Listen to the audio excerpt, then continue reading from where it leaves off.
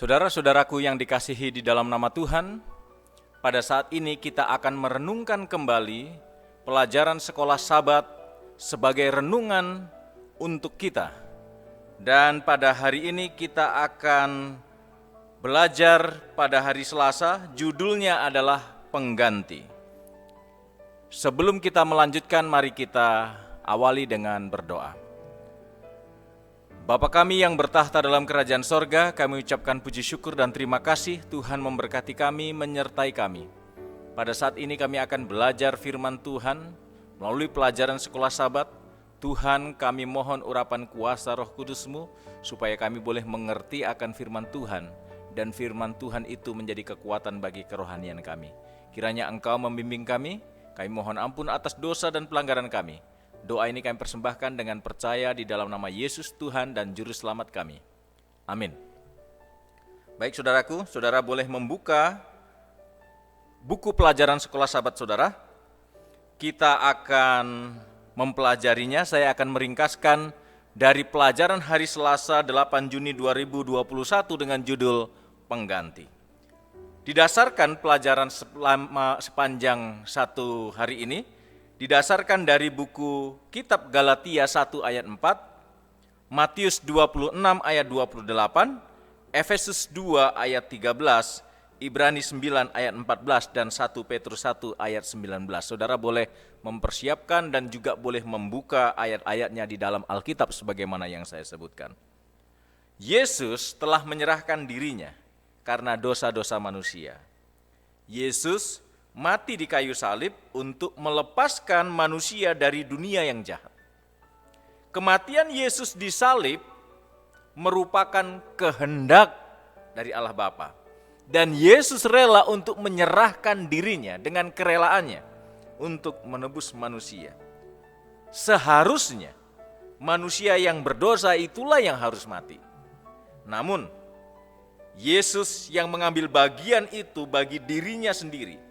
Yesus menjadi korban pengganti. Ini yang kita bisa lihat di dalam perjanjian lama, yang dilambangkan dengan domba yang harus dikorbankan, lembu yang harus dikorbankan, ada hewan yang harus dikorbankan sebagai gambaran bahwa Yesus yang menjadi korban pengganti, yang seharusnya manusia yang mati.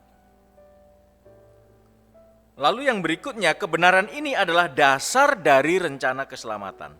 Salib tanpa darah tidak dapat menyelamatkan seseorang.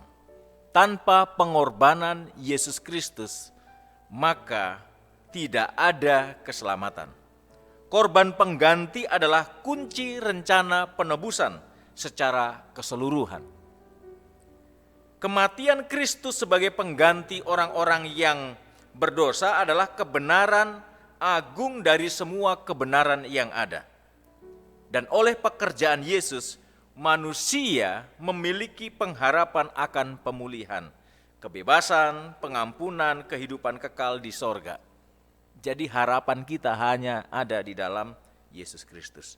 Tanpa pekerjaan Yesus, maka iman manusia tidak akan bermakna apa-apa.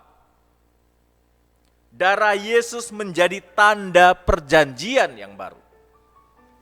Dengan kematiannya di kayu salib, dengan darahnya, maka perjanjian itu bisa dilaksanakan. Perjanjian untuk menebus manusia itu terjadi. Darah Yesus mendekatkan manusia kepada Bapa. Darah Yesus itu melayakkan manusia untuk datang kepada Bapa. Darah Yesus menyucikan orang yang berdosa. Darah Yesus adalah darah yang mahal karena olehnya semua manusia mempunyai kesempatan untuk hidup kekal. Tanpa Yesus, kita tidak akan mempunyai kesempatan untuk hidup yang kekal. Allah menerima siapa saja yang datang kepadanya untuk bertobat dan menerima Yesus Kristus sebagai juru selamat pribadi. Allah tidak akan menolak orang yang berdosa yang bertobat. Siapa saja tidak akan ditolak kalau dia mau bertobat. Karena manusia itu orang berdosa dan tidak dapat menyelamatkan dirinya sendiri. Maka manusia membutuhkan juru selamat, dan juru selamat itu adalah Yesus Kristus yang telah merelakan dirinya. Dia rela menyerahkan dirinya mati di kayu salib. Inilah ringkasan pelajaran sekolah sahabat kita pada hari ini. Kiranya Tuhan memberkati kita. Amin.